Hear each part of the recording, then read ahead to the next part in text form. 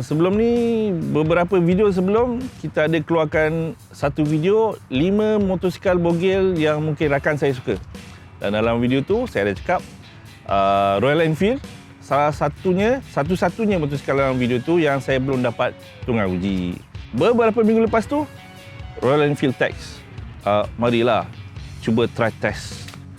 Apa lagi? Video review Royal Enfield Interceptor 650.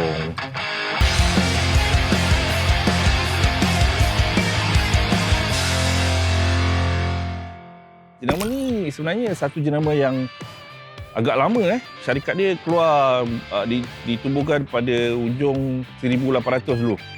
Tapi pada 1901 baru dia mula mengeluarkan motosikal yang pertamanya. Jadi bila saya tunggang di kawasan Pekan-Pekan Lama, Pekan Bangi ke Semenyih kan, orang-orang lama tu mulalah datang cakap, acik dulu ada naik motor macam ni. Memang saya tak salahkan kalau mereka kata dia ingat motosikal yang baru ni sebuah motosikal yang telah direstorasi. Tapi bukan, ni motosikal baru. Semua jenama British zaman dulu mengeluarkan motosikal sehinggalah pada akhir 1970-an. Lepas tu motosikal Jepun mula keluar dan kebanyakannya nama-nama tu mula menghilang. Pada tahun 1952, askar India mula membuat tempahan untuk gunakan dalam dia punya regimen. Mereka mula menghilangkan motosikal di sana walaupun syarikat di UK tutup, kilang Royal Enfield di India masih meneruskan production sehingga hari ini. Jadi inilah jenama motosikal yang paling tua yang masih dalam production secara terus-menerus sejak ditubuhkan. Model ini dikeluarkan pada tahun 2017. Syarikat Royal Enfield telah membeli Harris Performance, satu syarikat UK yang kalau di kalangan orang motosikal di UK terkenal lah satu dunia sebab mereka buat chassis performance untuk racing semua. Dengan itu menghasilkan motosikal ini, spek dia boleh nampak enjin air cool bukan enjin liquid cool, nampak macam air cool tapi memang betul enjin air cool. Parallel twin offset crank, bunyi macam firing order dia macam V-twin lah.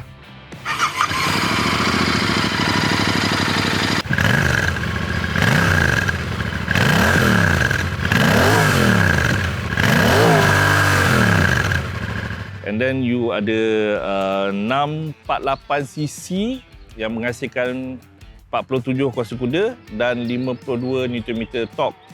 Bunyi macam sikit, tapi bila anda tunggang, 80% daripada torque tu datang pada RPM 2500 ke atas dan keluar secara mendatar. Sebuah enjin yang agak senang untuk ditunggang. Cukup kuasa untuk memencut, terutama bila lebih daripada 4000 RPM tu dia lonjakan dia lain sikit.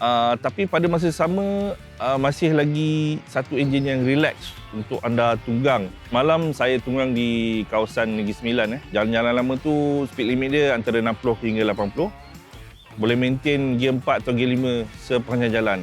Buka throttle, tutup throttle, buka throttle, tutup.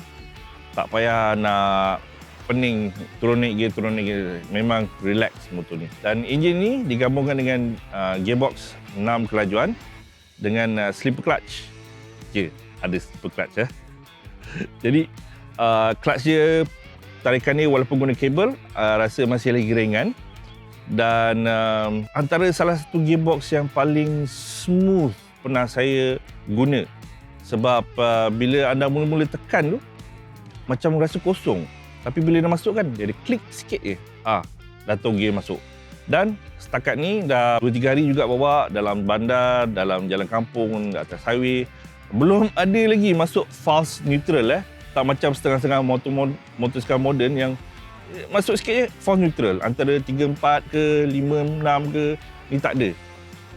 Klik masuk, klik masuk, klik masuk. Terlalu senang. Selain daripada tu, dia punya suspensi depan standard. Belakang ada adjustable sikit, load adjustable. Tapi secara armnya agak lembut. Yalah, motor santai kan. Jangan haraplah performance cornering macam superbike. Digabungkan pula dengan rim 18 inci depan belakang. Ia memberikan satu tunggangan yang saya berani cakap antara yang paling selesa pernah saya bawa juga. Mid corner, long sweeping corners tu, dia punya turn in dia agak slow, 18 inci. Tapi masih lagi rasa selesa dan terkawal. Dia cuma bila tight corner tu je, bila alamak lembut sangat. Bila kita break depan kan, dia mulalah too much play in front. Dia nak put on weight tu susah sikit. Dengan rim 18 inci yang lebih berat ni, mulalah rasa. So, kalau anda seorang penunggang yang santai, senang untuk diagak, senang untuk dipusing. Tapi kalau mengharapkan nak bawa laju tu, jangan beli ni lah. Wrong bike. Wrong concept. Macam nak pergi jogging. Kalau nak pergi jogging, janganlah pakai kasut boot, kan? Pakai kasut untuk berjogging. Kebanyakan parts pada motosikal ni adalah besi. Ni besi, ni bukan tank plastik di atas tangki plastik. Ni besi besar, rim alloy. Jadi ada baik dan buruknya. Berat motosikal ni dalam 202 kg. Sebabkan seat dia agak rendah, ia masih lagi senang untuk dikawal, untuk ditunggang, untuk dialih walaupun 202 kg. Sebab kebanyakan berat dia berada di gearbox di bawah sini. Center weight dia agak rendah. Dia punya plastik mungkin ada yang rasa dia kekurangan sikit lah. Tak macam sebuah motosikal yang berada dalam lingkungan harga RM45,000. Contohnya macam signal tepi ni, ataupun meter punya cluster tu, nampak terlalu plastiki. Pada setengah-setengah rider, benda tu penting sebab dia kat depan kan. Mungkin kalau dibandingkan motosikal bawah RM10,000 ataupun dalam lingkungan RM15,000 tu, lebih rapat dia punya kualiti, dia punya rasa dia, terutama switch ni. Ada yang kata macam FZ pun ada kan. Tak tahulah. Jadi untuk braking system pula, enjin ni walaupun air-cool tapi tak rasa panas langsung pada kaki saya. Macam tahunya motor air-cool ni, bila kita berhenti kat traffic light, memang masak lah benda celah kangkang ni kan, masak. Tapi untuk motosikal ni, walaupun saya dah ride satu hari suntuk, bila berhenti di traffic light, matahari tengah hari tu lebih panas kat atas peha daripada haba datang daripada enjin ni. Jadi agak selesa jugalah. Jangan risaulah untuk tunggang dalam bandar juga. Seat dia pula selesa. Saya 5 kaki setengah dapat cecah lantai, jengkit sikit lah. Dia macam duduk atas satu buku roti kan. Dia tebal tapi dia tak terlalu lebar, dia tirus. Sedap jugalah jalan jauh ni, selesa. Disc brake depan belakang, single disc brake depan, tapi caliper dia Bi-Brake. Bi-Brake tu siapa-siapa yang suka tahu lah, by Brembo. Dia nak syarikat kecil sikit. Ada datang dengan ABS, dan itu satu-satunya Riders 8 yang ada, ABS saja. Dia tak ada riding mode, tak ada apa. In fact pada meter tu semua sekali analog kecuali odometer. Yang tu ada distance A dengan distance B. Itu yang digital, lain semua analog. Lampu dia analog. Memang siapa-siapa yang bawa motosikal ni boleh rasa sebuah motosikal yang nostalgic lah. So, sebagai pengakhir kata, siapa yang sesuai dengan motosikal ni?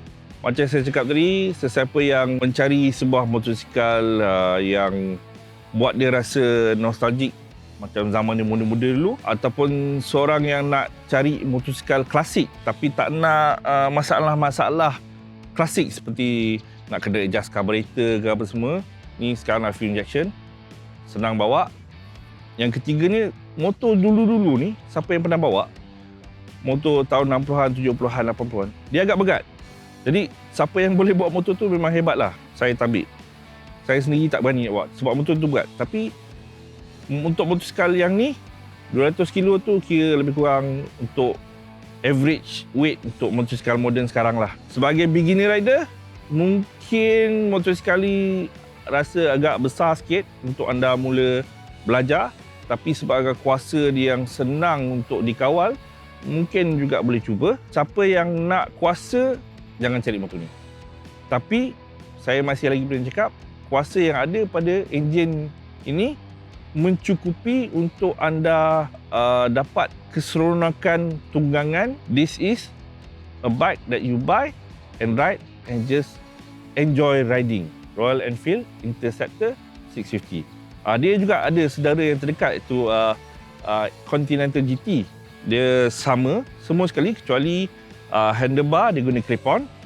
Dia ada seat lain sikit, tank lain sikit dan foot pack lain sebab yang tu lebih kepada cafe racer punya styling. Kalau macam saya lebih suka yang ini. Sama ada saya akan ride motosikal ni sebagai motosikal seadanya ataupun mungkin pada masa hadapan saya mungkin upgrade sikit-sikit. Macam handlebar ni mungkin saya tukar lebih tinggi sikit. Signal light tu saya tukar bulat. Saya tak suka sangat dia punya bentuk tu. Tapi sebabkan ia sebuah motosikal yang agak simple, satu platform yang senang untuk anda customize. Sehingga sini saja video kali ini. Harap anda dapat informasi yang cari tentang Royal Enfield ni. Kalau masih ragu-ragu, pergi saja showroom dia dekat Shah Alam tu dan cuba sendiri tunggang. Dia ada bagi test unit.